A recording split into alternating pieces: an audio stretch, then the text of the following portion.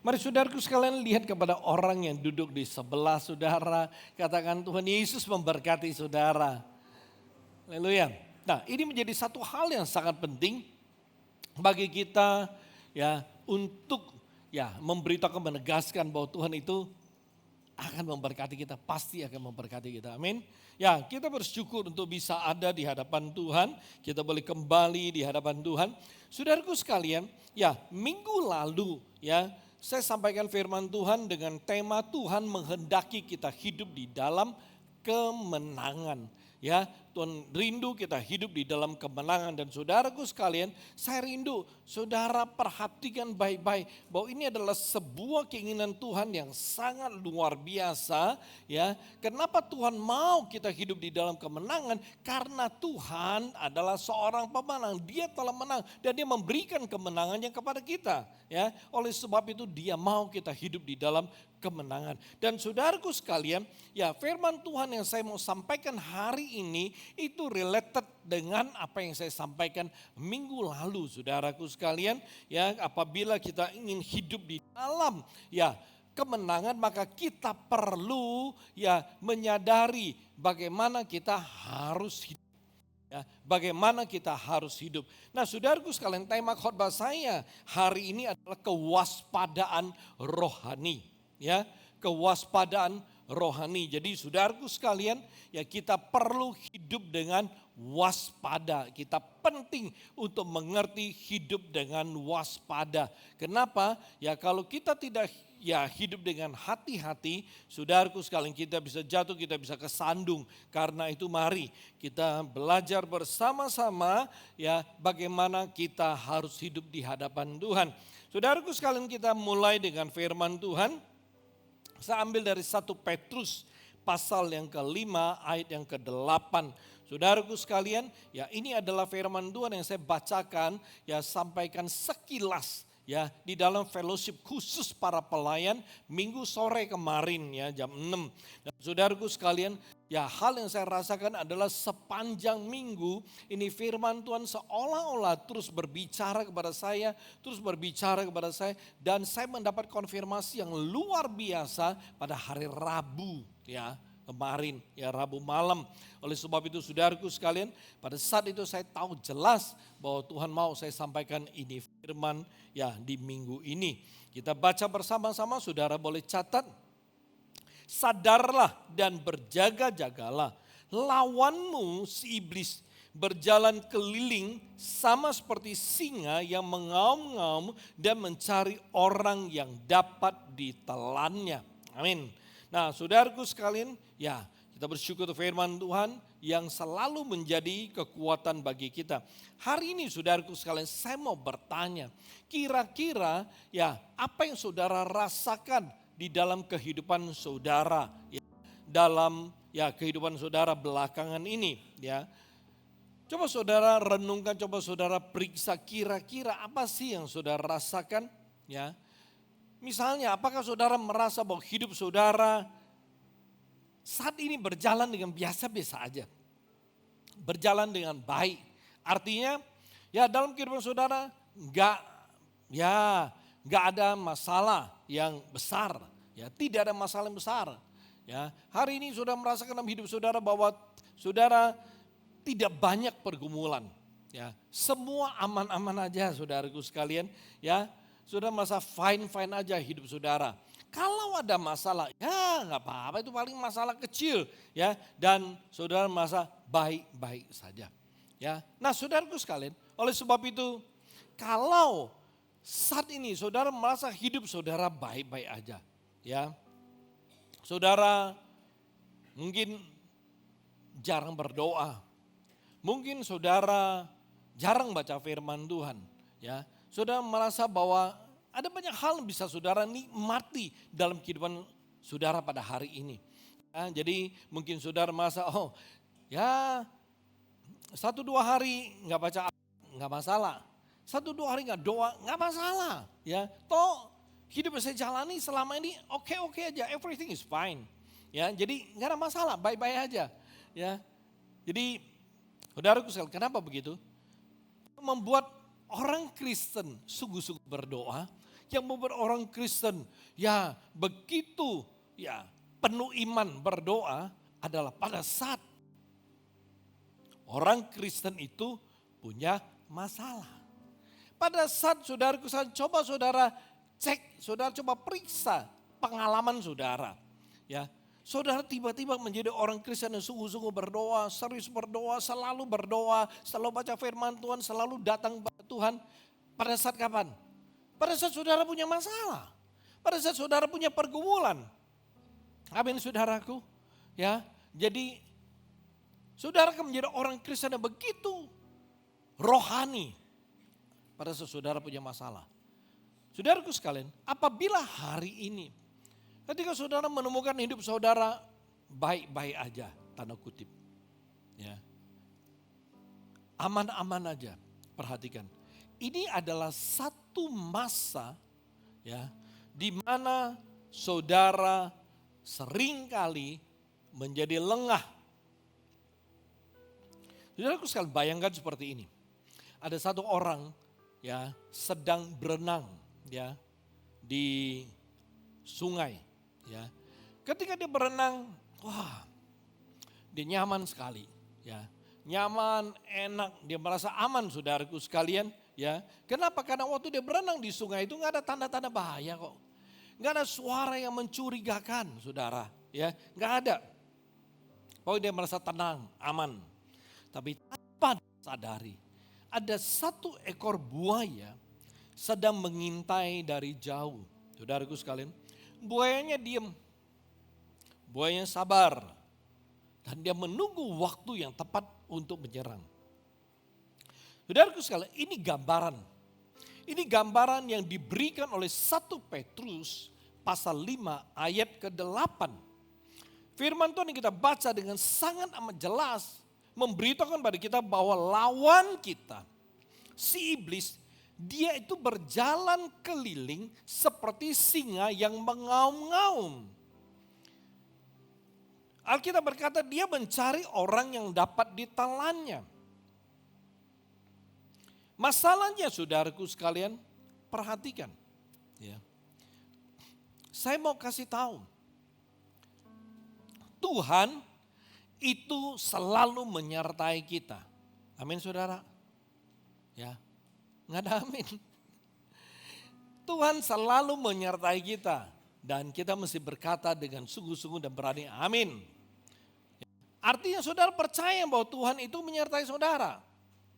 Amin. Oke. Ini statementnya, ini kebenaran. Tuhan selalu menyertai kita dan iblis selalu mengikuti kita. Selama ini sebagai orang Kristen yang ada di dalam pikiran kita adalah Tuhan itu selalu menyertai saya. Enggak salah saudara. Tapi seringkali orang Kristen lupa bahwa setan atau iblis juga ngikutin kita. Kenapa demikian? Itu firman. Firman yang kita baca memberitahu kepada kita ya, bahwa selain Tuhan menyertai kita, setan mah dengan getol ngikutin kita. Kalau boleh saya pakai bahasa, Tuhan setia menyertai kita, setan juga setia ngikutin kita. Saudara mesti bangga. Kenapa hidup kita seperti magnet untuk setan. Kemanapun kita pergi, ya Tuhan setia menyertai kita, dia setia ngikutin kita. Jadi kita perlu perhatikan hal ini. Mengerti hal ini. Ya, artinya apa? Artinya di dalam kehidupan kita ada Tuhan, dalam kehidupan kita juga ada iblis, ada setan. Memang setan takut sama Tuhan. Tapi setan belum tentu takut sama saudara. Amin saudara. Ya. Nah, ini yang saya rindu saudara mengerti dengan sangat baik. Ya. Kalau saudara mengerti, maka saudara akan tahu apa yang harus saudara lakukan. Oke? Ya. Nah, masalahnya ini bukan karena iblis selalu mengikuti kita, ya. Tapi karena banyak orang Kristen Mereka sering tidak sadar dan sering tidak berjaga-jaga dalam kehidupan mereka sebagai orang Kristen.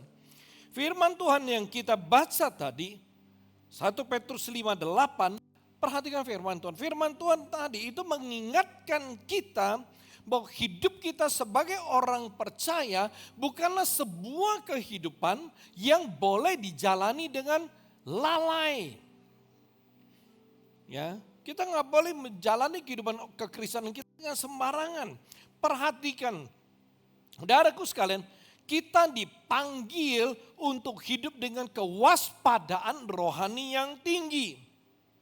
Yakni kita harus hidup dalam kesadaran dan kesiapan untuk berjalan di dalam kebenaran firman Tuhan setiap hari. Saudaraku sekalian, kita berjalan dalam kebenaran firman Tuhan bukan seminggu sekali. Atau seminggu 2 kali waktu saudara datang ibadah, saudara baru, gue ibadah nih, gue mesti hidupnya benar, ya, perilakunya benar, gue mesti melakukan firman Tuhan. Bukan seminggu sekali. Waktu saudara dengar firman Tuhan, lalu saudara baru berjalan di dalam kebenaran firman Tuhan, enggak. Atau waktu saudara ya ikut persekutuan, ikut kelompok sel, ikut kelas pengajaran, ya, atau kebaktian pengajaran, kebaktian khusus. Ya saat itu saudara baru ya berjalan dalam kebenaran firman Tuhan. Enggak, saudaraku sekalian. Ya, kita perlu ngerti bahwa kita harus berjalan dalam kebenaran firman Tuhan setiap hari, sepanjang masa, setiap saat. Bukan pada waktu kita bekerja kita nggak perlu berjalan dalam firman Tuhan. Waktu kita berbisnis kita tidak perlu berjalan kebenaran firman Tuhan, enggak begitu. Enggak begitu saudaraku sekalian. Kita harus selalu ya berjalan atau dengan kata lain kita selalu hidup ya dengan kewaspadaan rohani yang tinggi. Ya. Jadi kalau kita mau hidup dalam kewaspadaan rohani yang tinggi, maka kita harus selalu hidup dalam firman Tuhan. Amin. Oke, saudaraku sekalian, ketika kita berbicara untuk hidup dalam kewaspadaan rohani, menjadi pertanyaan, bagaimana caranya untuk hidup dalam kewaspadaan rohani? Gak banyak saudaraku sekalian, 2 cara saja, dan itu ada di dalam firman Tuhan yang kita baca. Okay? Cara pertama adalah sadar saudara. Okay? Ya, firman Tuhan yang kita baca tadi berkata sadarlah. Cara pertama untuk hidup dalam kewaspadaan rohani adalah sadar. Saudaraku sekalian, sebagai orang Kristen untuk bisa hidup di dalam kewaspadaan rohani yang tinggi, saudara perlu sadar siapa Tuhan yang kita sembah, siapa yang Tuhan yang kita percayai. Apa kata Alkitab tentang Tuhan? Yang kita percaya, apa kata Tuhan sendiri tentang dirinya. Ini penting sekali. Ya, ini penting sekali saudaraku sekalian. Ya, kenapa? Karena pada waktu ya kita percaya kepada Tuhan, maka kita sungguh-sungguh perlu tahu siapa Tuhan kita. Saudaraku sekalian, Alkitab berkata dengan jelas bahwa Tuhan itu kudus. Dan Tuhan juga sendiri berkata bahwa dia itu kudus. Oleh sebab itu Tuhan mau kita kudus. Imamat 19 ayat 2b, firman Tuhan berkata seperti ini. Kuduslah kamu sebab aku Tuhan Allahmu kudus. Satu lagi, 1 Petrus pasal yang pertama ayat ke-15-16. 1 Petrus pasal 1, 15-16, tetapi hendaklah kamu menjadi kudus di dalam seluruh hidupmu. Perhatikan, ya, menjadi kudus dalam seluruh hidupmu, bukan 50%, ya, bukan 60%, bukan 80%, bukan 99,999%, bukan, ya. Kata seluruh di sini berarti 100%. Ya, 100% artinya apa? Firman Tuhan berkata bahwa kita harus menjadi kudus ya 100% di dalam kehidupan kita. Jadi saudaraku sekalian, seluruh kehidupan kita, coba saudara bayangkan yang namanya seluruh, berarti semua. Ya, semua hidup kita nanti saya akan jelaskan. Oleh sebab itu saudaraku sekalian, ya perhatikan, menjadi kudus dalam seluruh hidupmu sama seperti Dia Tuhan yang kudus yang telah memanggil kamu, sebab ada tertulis, kuduslah kamu sebab aku kudus. Menarik saudaraku sekalian. Ya, menarik. Perhatikan saudaraku sekalian, Tuhan kita kudus. Saat saudara menyadari bahwa Tuhan kita itu kudus, maka kita dituntut untuk kudus. Saat Tuhan berkata Dia kudus, maka Dia mau kita juga kudus. Kudus secara keseluruhan, kudus 100%. Oleh sebab itu untuk bisa hidup dalam kekudusan, perhatikan kita harus sangat amat berhati-hati. Jangan sampai kita mencemarkan diri kita. Jangan sampai kita mencemarkan hidup kita. Bagaimana kita bisa hidup dalam kekudusan apabila kita mencemarkan diri kita, mencemarkan hidup kita. Ya, kalau sudah cemar nggak mungkin bisa kudus.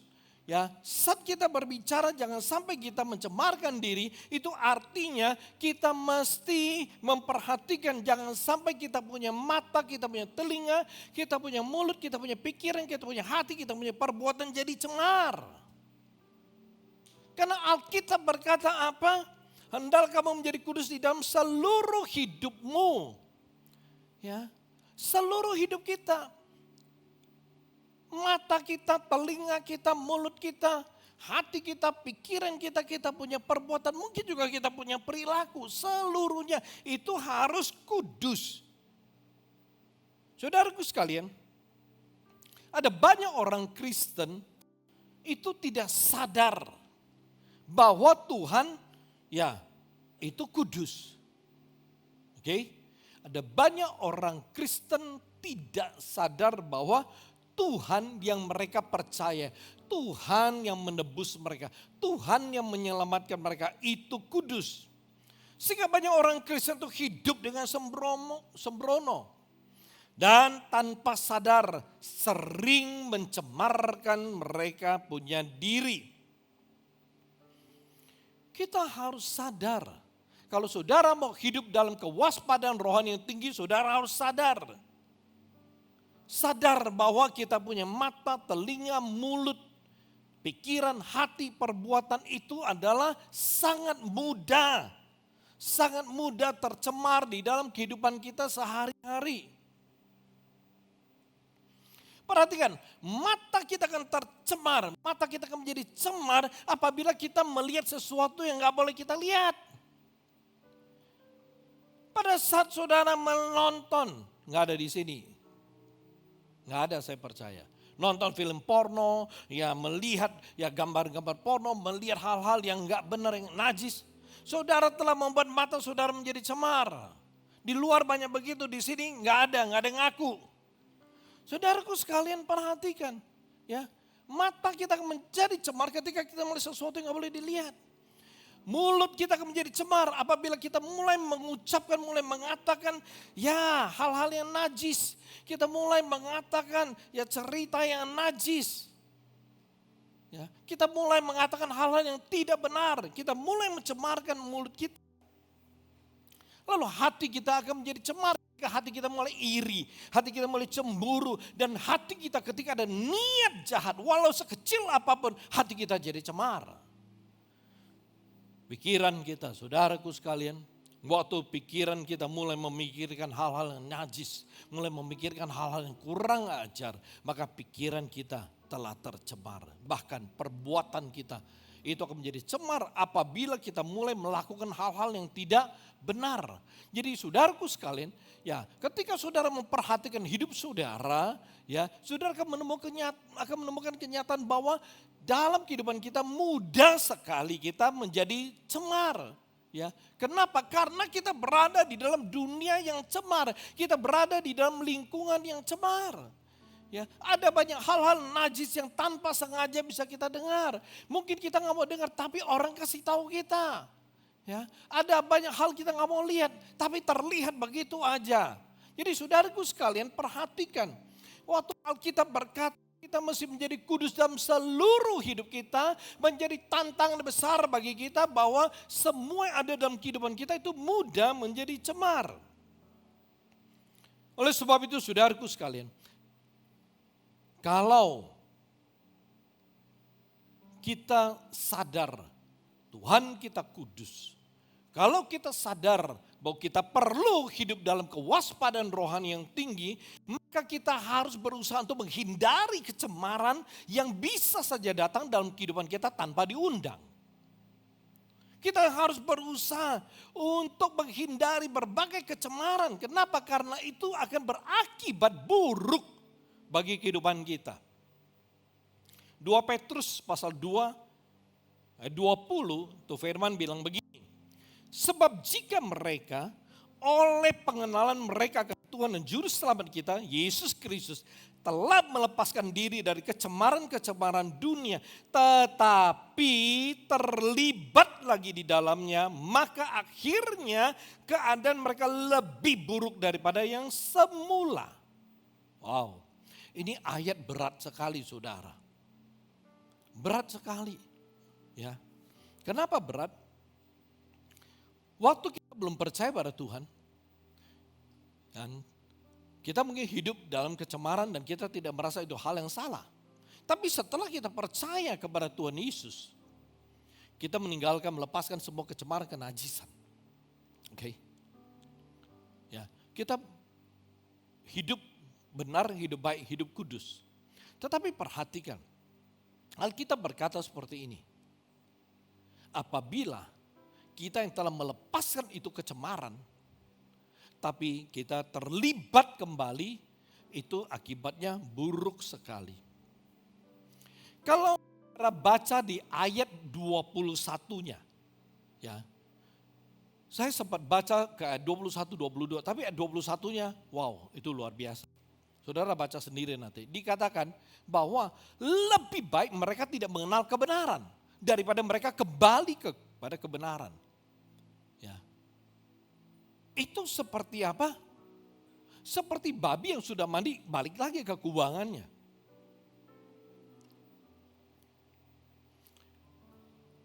Dikatakan 21 lebih baik mereka tidak mengenal kebenaran. Daripada sudah mengenal kebenaran, melepaskan kecemaran, balik lagi.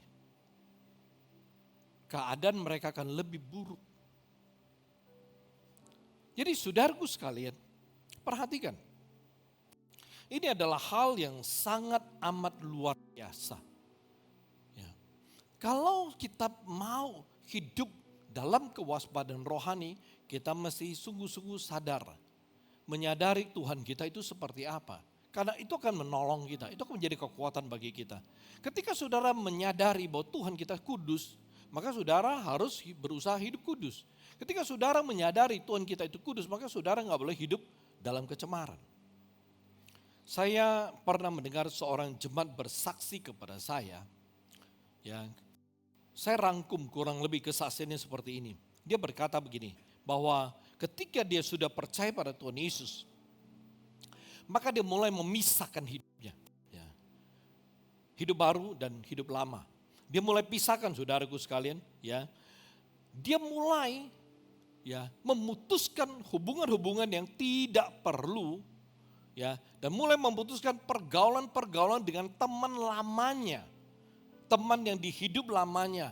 Yang sekarang masih suka minum dan mabok, merokok, cakap kotor, berjudi, dan melakukan banyak sekali hal-hal yang cemar, yang salah. Ya. Jemaat itu berkata begini, dia berkata setelah dia menjadi orang Kristen, setelah dia mengetahui kebenaran, maka dia berusaha untuk tidak mencemarkan dirinya dalam atau melalui pergaulannya. Saudaraku sekalian, waktu saya mendengar dia bercerita dan berkata demikian, dalam hati saya bangga dan saya bersyukur bahwa tidak banyak orang Kristen yang bisa menyadari bagaimana harus hidup di hadapan Tuhan. Walaupun telah menjadi orang Kristen, walaupun bukan setahun 2 tahun jadi orang Kristen, ada orang sudah bertahun-tahun, bahkan belasan tahun, bahkan puluhan tahun. Dia masih belum menyadari bagaimana harus hidup di hadapan Tuhan. Tapi pada saat saya mendengar dia bercerita, dan dia sadar sekali, dia memperhatikan bagaimana dia harus hidup sebagai orang Kristen. Dan gak heran, Tuhan begitu memberkati hidupnya. Jadi saudaraku sekalian, hari ini kita sungguh-sungguh harus menyadari, ya, nggak boleh main-main. Kita harus serius, kita harus menyadari bahwa Tuhan kita itu kudus. Amin saudara. Tuhan kita kudus, maka kita harus berjuang untuk hidup dalam kekudusan. Kita harus berusaha untuk mengejar kekudusan saudaraku sekalian. Kenapa? Sebab tanpa kekudusan kita tidak bisa melihat Allah. Nggak heran. Ya. Tanpa kekudusan, ya, atau seseorang tidak hidup dalam kekudusan, saudaraku sekalian, perhatikan, jarang sekali Allah ada di dalam kehidupannya. Jarang sekali dia mengalami kuasa Tuhan, jarang sekali dia melihat kemuliaan Tuhan dalam hidupnya. Kenapa? Karena dia hidup dalam kecemaran. Ibrani 12 ayat 14, firman Tuhan bilang begini, berusahalah hidup damai dengan semua orang dan kejarlah kekudusan. Sebab tanpa kekudusan tidak seorang pun akan melihat Tuhan. Tanpa kekudusan tidak satu orang akan melihat Tuhan. Jadi saudaraku sekalian, ya, sadar. Itu cara pertama kalau saudara memang mau hidup dalam kewaspadaan rohani. Cara yang kedua. Cara yang kedua adalah berjaga-jaga. Injil Matius 26:41 saya awali dengan firman Tuhan. Injil Matius 26 ayat 41, berjaga-jagalah dan berdoalah supaya kamu jangan jatuh ke dalam pencobaan. Roh memang penurut tetapi daging lemah. Roh memang penurut tapi daging lemah. Ya, jadi berjaga-jagalah dan berdoa. Saudaraku sekalian, kita harus selalu, ya, menyadari bahaya itu nyata. Artinya apa? Artinya iblis itu aktif saudaraku sekalian mencari celah, mencari kesempatan, ya. Dan iblis itu tidak pernah berhenti berusaha untuk menjatuhkan saudara. Ya, iblis itu tidak pernah berhenti untuk menggagalkan saudara di hadapan Tuhan. Oleh sebab itu mengapa saudara perlu hidup di dalam kewaspadaan rohani yang tinggi. Di keseharian, di dalam keseharian hidup saudara sebagai orang Kristen, perhatikan, ya, saudara dituntut untuk berjaga-jaga selalu, ya, agar saudara tidak jatuh ke dalam jerat, tidak jatuh dalam tipu muslihat setan. Saudaraku sekalian, ketika kita harus berjaga-jaga, kira-kira kita harus berjaga-jaga terhadap apa? Saudaraku sekalian, yang pertama kita itu harus berjaga-jaga terhadap tipuan setan, ya, yang menjauhkan kita dari Tuhan. Itu yang pertama. Ya, kita harus berjaga-jaga terhadap jerat atau tipuan setan yang menjauhkan kita dari Tuhan. Saudaraku sekalian, perhatikan. Iblis itu akan selalu berusaha membuat saudara hidup jauh dari Tuhan. Iblis akan berusaha untuk membuat saudara melupakan Tuhan. Melalui apa? Melalui kesibukan saudara. Ya. Melalui kesibukan saudara. Sehingga saudara akhirnya pelan tapi pasti, saudara mulai meninggalkan ibadah. Saudara mulai meninggalkan persekutuan. Saudara mulai meninggalkan pelayanan saudara kepada Tuhan. perhatikan. Ketika saya memakai kata meninggalkan, oke? Meninggalkan ibadah, ya, itu bukan berarti ketidakhadiran saudara. Ya, saya mau perjelas. Ketika setan membuat kita pelan tapi pasti dan akhirnya meninggalkan ibadah, meninggalkan persekutuan, meninggalkan pelayanan, meninggalkan bukan berarti ketidakhadiran. Tetapi meninggalkan ini berarti hati saudara tidak ada di dalam ibadah. Saudara duduk di sini, saudara ada dalam ruang ibadah, tapi hati saudara tidak ada di sini. Saudara berada dalam sebuah persekutuan, saudara berada dalam sebuah pelayanan, tapi hati saudara tidak ada di persekutuan tersebut, tidak ada di pelayanan tersebut. Ini yang saudara perlu mengerti. Ya. Ketika hati saudara tidak ada di dalam ibadah, tidak ada di dalam persekutuan, tidak ada di dalam pelayanan, di mata Tuhan saudara sudah meninggalkan ibadah walau badan saudara ada di ruang ibadah.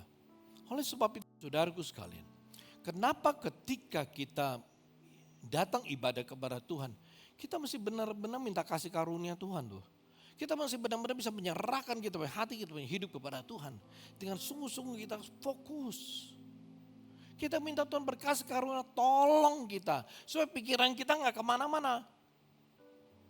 Supaya hati kita gak kemana-mana. Kenapa?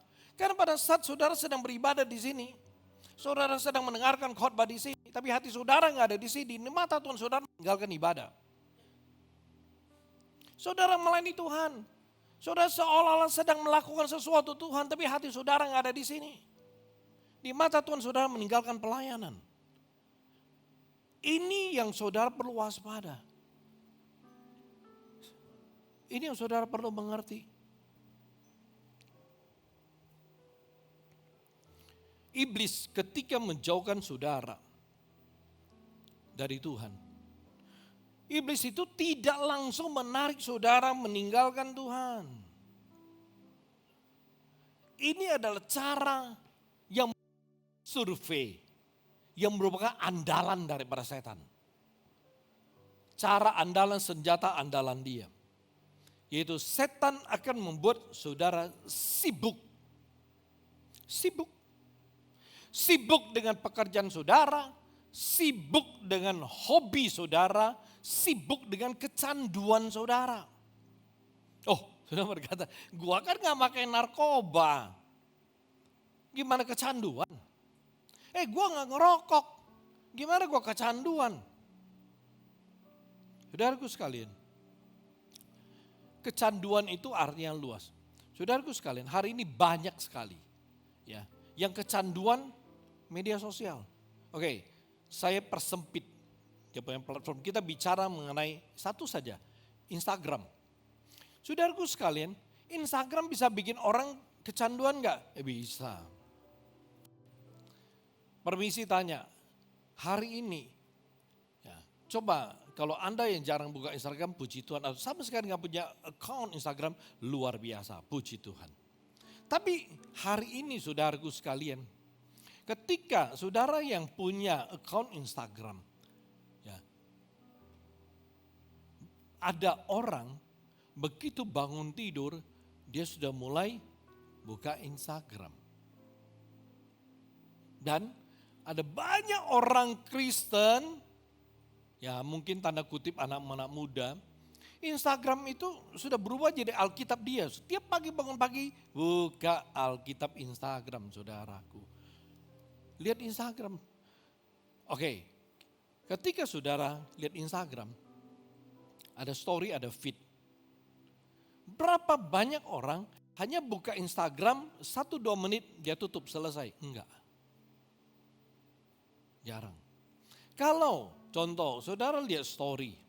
Saudaraku sekalian, sekali saudara buka story, ya story Instagram, ya, kadang-kadang kita nggak sadar, lihat, ada orang menghabiskan minimal, ya pada umumnya setengah jam sampai berjam-jam. Setengah jam sampai berjam-jam hanya untuk ngelihat story atau feed Instagram.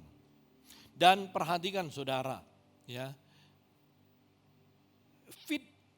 ataupun story Instagram itu dibentuk melalui algoritma. Begitu saudara lihat, ya, dan ketika saudara mulai klik, kalau saudara mulai klik misalnya humor yang lucu-lucu, recehan. Begitu saudara klik, maka besok-besoknya ini humor recehan banyak sekali akan mulai masuk ke Instagram saudara. Ya.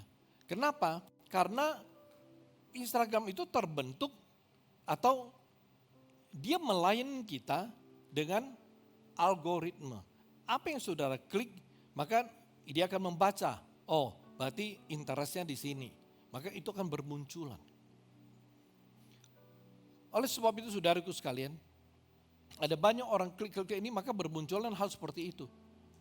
Kalau saudara mau klik boleh, tapi carilah yang edukasi, yang bersifat edukasi. Yang bersifat, ya mungkin bersifat tentang kesehatan dan lain sebagainya. Maka itu akan muncul. Oke, perhatikan, itu salah satu kecanduan. Atau games. Ada orang kecanduan games, ada banyak saudaraku sekalian. Ya bukan anak muda saja, ya, bukan anak muda saja. Ya, saya melihat kadang-kadang di kafe, nggak makan siang, nggak makan malam.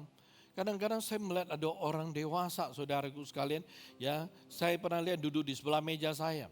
Ya, dia sampai bawa charger, saudaraku sekalian. Ngomong berdua sama temannya. Ya, sambil ngomong, tiba-tiba dia colok, handphonenya colok. Wah, sambil ngomong, dia main game. Ya, oke. Sambil ngomong, dia main game. Bayangin saudaraku sekalian, ya. Ada orang berdiri ngantri, check in, ya, di hotel. Saya pernah ketemu, dia sampai nunggu, giliran dia main game. Ada orang check in di counter, ya, di airport. Sampai nunggu, giliran dia main games. Bukan tidak boleh main, boleh. Tapi lihat waktu. Ketika saudara sudah tidak bisa lepas, pokoknya pikirannya mau main, itu saudara kecanduan. Bahkan yang sangat parah, saudaraku sekalian, dalam ibadah. Waktu sedang dengar khotbah, ada banyak orang itu main games. Main game, saudaraku sekalian perhatikan. Itu bukan saja kurang ajar dan tidak menghargai Tuhan. Perhatikan, ya. Ada banyak orang main games. Dan saya mau katakan, saudaraku sekalian, kalau ya Tuhan, kalau tiba-tiba ngelem, saudara punya tangan di handphone, bingung saudara. Ya, ini seperti gini nih, ya, dilem, nggak bisa lepas. Kalau Tuhan sampai ngelem lu punya tangan, saudaraku sekalian, bukan apa-apa, bukan masalah kalau makan gak ada masalah, minum gak ada masalah, bisa disuapin. Coba kalau saudara sakit perut, saudara ke WC, waktu udah buang air besar mau cebok, bingung gimana ceboknya kayak begini, tangannya dilem. Masa pakai Dedi, mami tolong cebokin, umurnya 25 saudaraku sekalian. Nangkap kan? Perhatikan. Atau kalau saudara kecanduan tiba-tiba, kalau Tuhan bikin kedua tangan lu lemes. Angkat pun gak bisa, apapun gak bisa, lemes. Tuhan bikin 2 hari lemes, bingung saudara. Nangkap kan? Tapi kalau selama ini saudara main game dan fine-fine aja, aman-aman aja, gak terjadi apa-apa, itu bukan karena Tuhan izinkan saudara, tapi Tuhan sedang berkasih karunia atas saudara, supaya saudara sadar, cepat bertobat, cepat berhenti. Itu masa-masa kesabaran Tuhan untuk Anda. Itu masa-masa Tuhan kasih kesempatan. Jangan kira lagi ibadah main games. Oke aja. Lagi ibadah. Scroll terus TikTok, scroll terus Instagram. Oh gak ada masalah, fine-fine aja. Gua tuh hidup diberkati kok, tetap lancar-lancar aja. Saudaraku sekalian, bukan tidak ada apa-apa, bukan Tuhan izinkan, bukan Tuhan berkenan. Tapi Tuhan sedang berkasih karunia. Pengkhotbah berkata ada masa. Segala sesuatu ada waktunya, segala sesuatu ada masanya. Ada masa kesabaran Tuhan, ada masa penghakiman, penghukuman Tuhan. Kalau selama kita masih berada di masa kesabaran Tuhan, sadar, cepat berubah, cepat bertobat di hadapan Tuhan. Nangkap saudara? Oleh sebab itu, hati-hati. Melalui kecanduan, tuh setan menarik kita, buat kita jauh.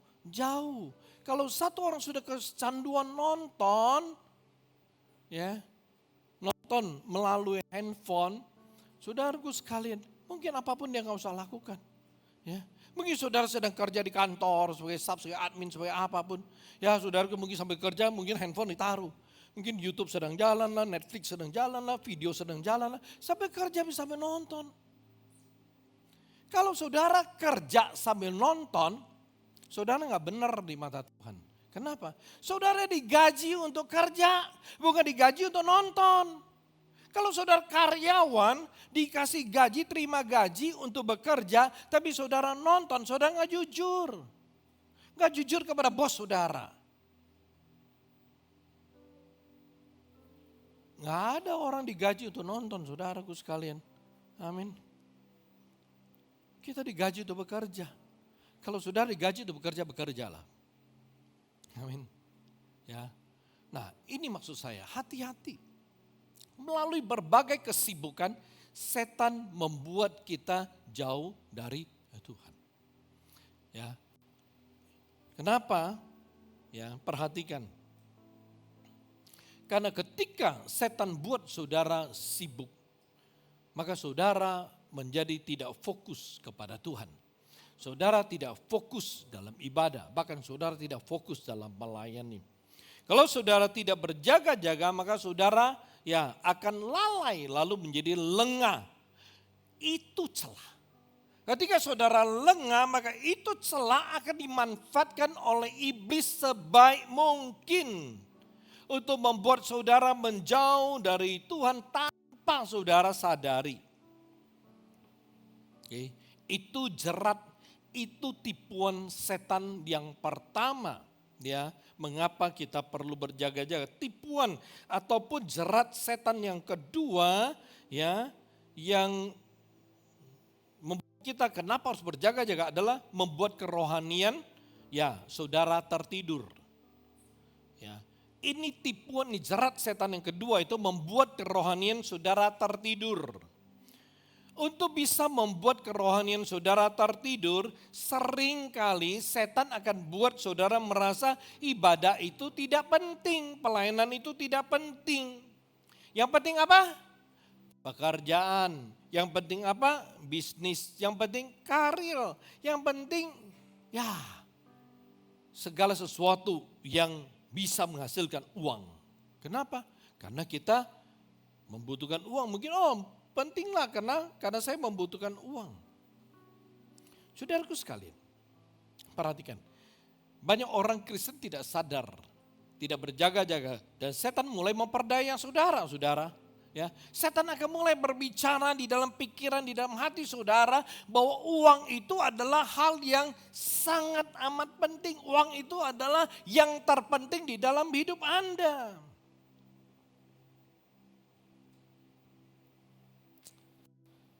Saudara, benar. Uang itu penting. Uang itu penting. Semua orang butuh uang. Uang itu penting. Tetapi uang itu bukan yang terpenting. Di sini saudara harus bisa pilah-pilahkan. Uang penting. Kita butuh uang untuk belanja. Kita butuh uang untuk beli makanan. Kita butuh uang untuk bayar listrik, untuk bayar uang sekolah dan lain sebagainya. Kita butuh uang, saudara. Ya, uang itu penting, tapi bukan yang terpenting. Yang saudara harus kejar bukan uangnya, tapi yang harus saudara kejar adalah sumber uangnya. Amin saudara. Amsal 10:22, ayat klasik. Banyak orang sudah tahu, tapi jarang orang ngalami ya kuasanya. Amsal 10:22, berkat Tuhanlah yang menjadikan kaya. Perhatikan baik-baik. Susah payah tidak akan menambahinya. Ini yang saudara perlu mengerti. Oke? Berkat Tuhan yang menjadikan kaya. Lu susah payah gak akan menambahi. Oleh sebab itu mengapa kita perlu kejar sumber uangnya. Kita perlu kejar sumber berkatnya. Kita perlu dekat dengan sumber berkatnya. Belajar untuk hidup benar, hidup kudus di hadapan Tuhan. Maka Tuhan akan berkenan. Kalau Tuhan berkenan, Tuhan akan memberkati. Kalau Tuhan memberkati saudara, oke, perhatikan. Berkat Tuhan adalah berkat yang bisa dilihat, dimiliki, dinikmati, malah ada lebihnya. Itu berkat Tuhan. Ya. Kalau saudara hari ini, saudara ya bisa lihat uang, saudara mendapatkan uang, ya sampai di sini tidak banyak orang bisa menikmati, tidak banyak orang bisa memiliki lebihnya. Tapi kalau yang diberkati Tuhan, ya benar, dia bisa saja, dia bisa melihat, bisa memiliki, bisa menikmati, malah lebihnya. Tapi kalau yang tidak diberkati Tuhan, kita mungkin bisa memiliki uang. Ya. Tapi perhatikan, seringkali belum sempat dinikmati, itu sudah habis untuk hal-hal yang tidak perlu. Ya. Mari kita belajar. Ya. Firman Tuhan berkata berkat Tuhan menjadikan kaya, susah payah nggak menambahinya. Ada orang kerja sampai ya puasi, puawa, setengah mati, setengah hidup dan kerja, banting tulang, banting semuanya. Ya, pakai sama rumah bikin banting piring, banting gelas, banting semuanya. Yang bisa dibanting, saudaraku salah. Kenapa? Ya, tetap kerjanya begitu-gitu aja. Hidup biasa-biasa aja. Tapi ketika orang diberkati Tuhan, dia seperti hidup di dalam Taman Eden. Nggak perlu kerja, bisa makan, bisa lihat semuanya. Yang indah ini, yang baik-baik yang Tuhan sediakan dalam Taman Eden. Mari kita belajar, saudaraku sekalian. Ya, belajar untuk mengerti bahwa ya jangan sampai kita dijerat sama setan. Ya, ketika saudara menganggap ibadah itu tidak penting, maka saudara tidak pernah menyadari ternyata ada banyak kebenaran firman Tuhan yang bisa membentuk iman saudara menjadi kekuatan bagi saudara untuk menerima dan untuk hidup di dalam kuasa serta berkat Tuhan. Ya bagaimana bisa tahu kalau memang menganggap ibadah itu gak penting, waktu ibadah gak serius, waktu ibadah itu gak fokus. Ya. Nggak akan pernah tahu. Nah, saudaraku sekalian, kita kembali. Perhatikan, ketika kerohanian saudara itu tertidur, itu bahaya. Ya, ketika kerohanian saudara itu tertidur, maka saudara bisa saja kompromi dengan dosa, kompromi dengan kesalahan. Ya. Karena saudara tidak memiliki kebenaran firman Tuhan yang akan mengingatkan saudara. Ya, ketika kerohanian saudara tertidur, saudara nggak punya firman Tuhan menjadi filter bagi saudara. Ya, yang akan menyaring ini boleh, ini tidak. Ya, saudara tidak ada yang mengingatkan ini boleh atau enggak ada. Ya, karena ketika kerohanian saudara itu tertidur, maka kepekaan saudara terhadap hal-hal yang kudus, hal-hal yang benar itu telah pudar. Bahkan ada yang sama sekali telah hilang dalam kehidupan saudara. Oleh sebab itu nggak heran nggak peka sama dosa, nggak heran nggak peka ya sama kesalahan, nggak peka sama kecemaran, nggak peka sama kenajisan. Segala sesuatu oke. Semua perkara yang cemar najis gak ada masalah. Semua perkara yang dosa salah gak ada masalah. Kenapa? Karena udah gak peka. Gak ada saringan. Rohaninya tertidur. Kenapa rohaninya tertidur? Karena hidupnya itu gak pernah sungguh-sungguh di hadapan Tuhan. Ibadah gak sungguh-sungguh, baca Alkitab gak sungguh-sungguh, doa gak sungguh-sungguh saudara.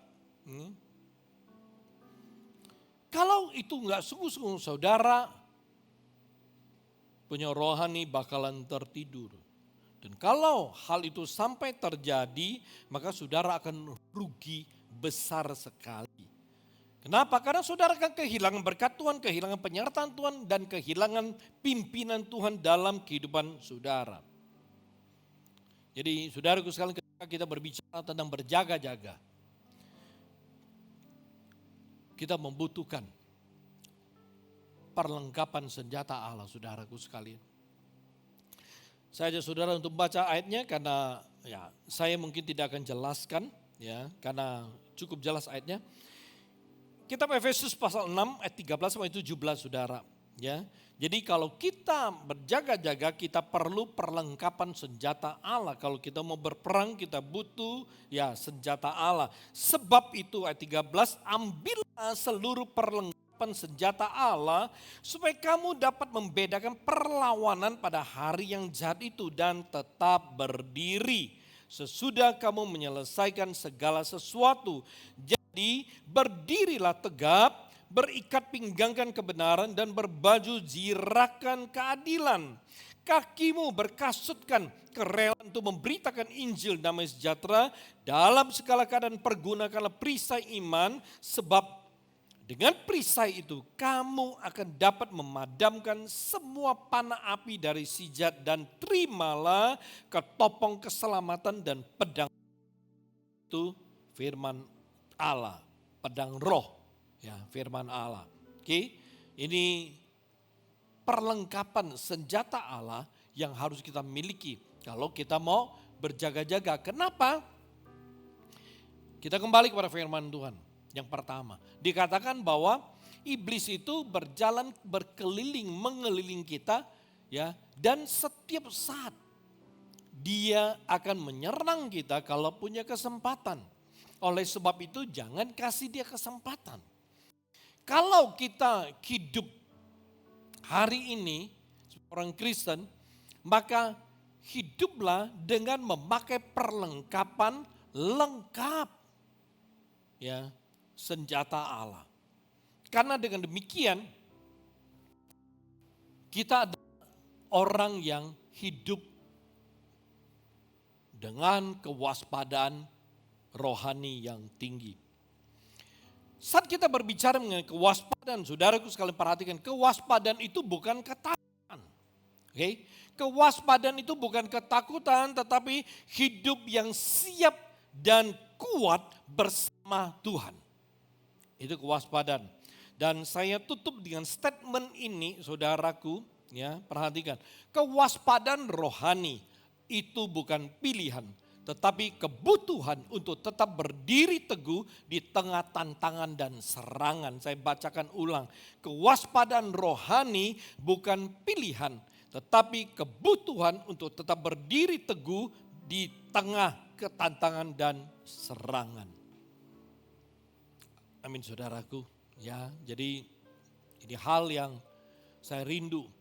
Ya, kalau saudara ingin terus-menerus hidup di dalam kemenangan, hiduplah ya dalam kewaspadaan rohani yang tinggi. Amin. Mari kita tundukkan kepala, kita berdoa.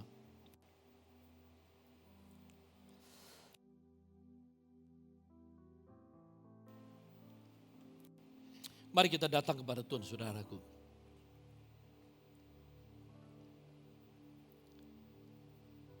Saya tidak tahu bagaimana saudara menjalani kehidupan saudara sebagai orang Kristen.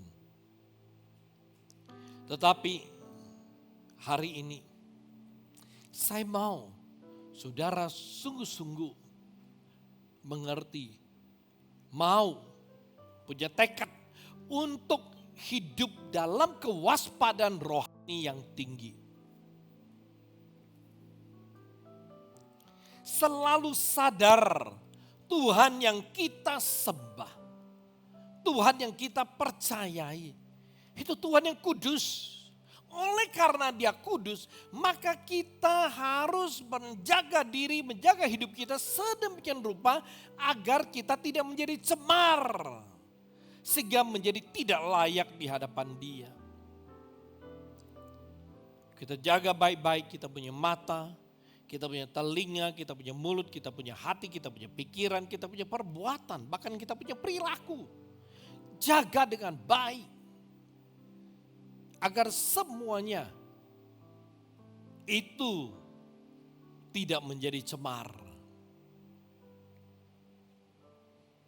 Hal yang kedua. Kalau saudara ingin hidup dalam kewaspadaan rohani, berjaga-jagalah.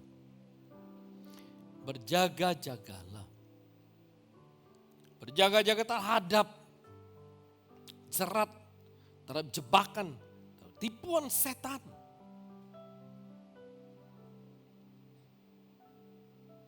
Dia menipu kita, dia menjerat kita dengan cara membuat kita jauh dari Tuhan terlebih dahulu.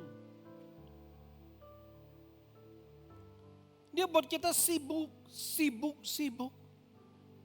Dan setan membuat kita merasa kesibukan kita lebih penting daripada segala sesuatu. Bahkan lebih penting daripada Tuhan. Lebih penting daripada ibadah.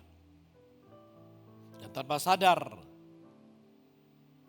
kalau saudara bereaksi seperti itu, maka tanpa sadar saudara telah masuk dalam jebakan setan.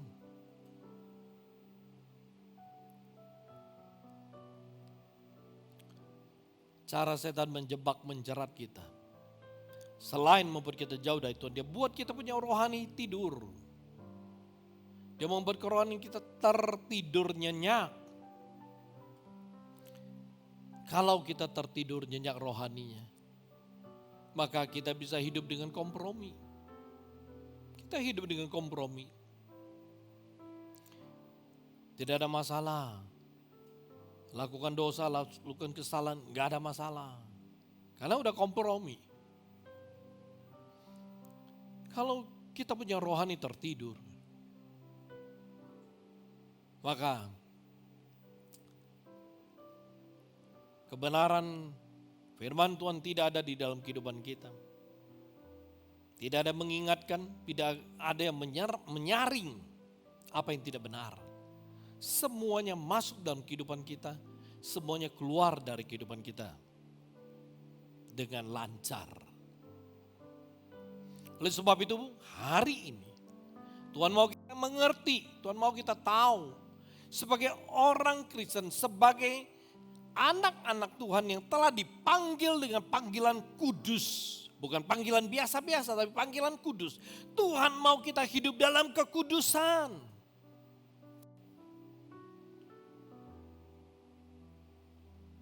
Sadari dan berjaga-jagalah saudara. Haleluya.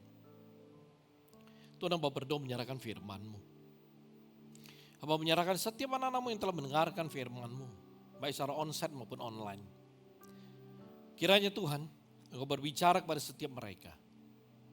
Memberikan mereka pengertian melalui firman-Mu. Sehingga setiap mereka tahu, mengerti, mereka harus hidup dalam kewaspadaan rohani yang tinggi. Mereka tidak boleh anggap remeh, gak boleh main-main. Tuhan tolong mereka. Terima kasih Bapa, berkati firman-Mu. Dan jadikan firman-Mu kekuatan baru berkat bagi setiap kami. Mulia bagi nama-Mu, di dalam nama Yesus Tuhan aku berdoa, aku menyerahkan firman-Mu. Haleluya, amin.